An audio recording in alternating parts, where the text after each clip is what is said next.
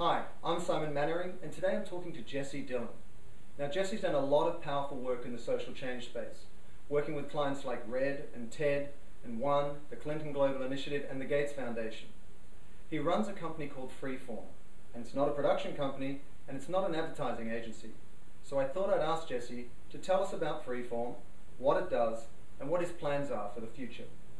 What Freeform tries to do is be a very progressive place where we deal with people who are trying to do good things in the world and try and help them make their messages clearer and communicate their ideas, whether they be a place like Creative Commons or Clinton Global Initiative or RED or ONE or doing the wishes for TED. It's always about how to try and take these really great ideas and communicate them to others. I think we work in I guess my aspiration is to work on things that are excellent. So people trying to do really good things and have done excellent things and maybe have trouble explaining those ideas, whether it be a university, a nonprofit company, a for-profit company. It doesn't really matter. The idea is that you want to be involved in helping people to communicate these incredible ideas that can change the world.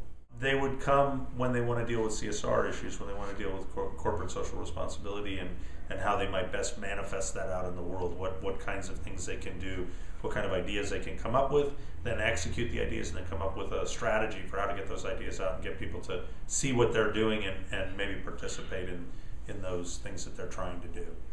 I think that a lot of times celebrities are important to the organizations that we're working for, and I think that they do bring something to help somebody communicate an idea. They help people get noticed, but at the end of the day, you really have to have meat on the bones. It's like there has to be something to talk about. It's not enough just to have people in the conversation that are around it. It needs to have some meat on the bones. Yeah, I think that we would do stuff that's traditional kinds of ideas, but these days there's so many ways for the audience itself to be in a conversation amongst each other, and the way a brand participates is kind of moderating the discussion as opposed to being the discussion. So what happens is you need to come up with increasingly clever ways, increasingly interesting ways. I think it really comes down to how you talk to people, how you ask them to participate in what you're doing, and kind of finding that voice is sometimes a really challenging exercise and well worth doing, because unless people can